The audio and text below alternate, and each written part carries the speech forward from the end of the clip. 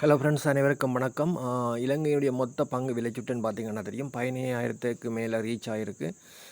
இலங்கையினுடைய பங்குச்சந்தை வரலாற்றில் இப்படி ஒரு டொப்புக்கு இது வந்ததில்லை.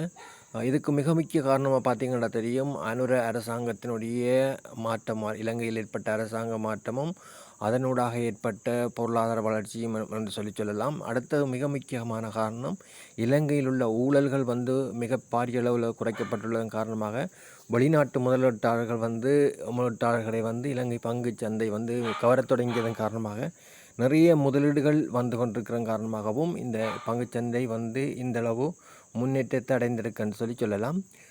பார்த்திங்கன்னா தெரியும், 4 பில்லியன் அளவு டேர்ன் ஓவர் இந்த பங்குச்சந்தை நடந்திருக்கு. அதோடு சேர்த்து இந்த எஸ்எல் அதாவது லீடிங் கம்பெனிக்குரிய SL20 இண்டெக்ஸையும் பார்த்திங்கன்னா தெரியும், 4494 ரீச் பண்ணியிருக்கு. Okay friends.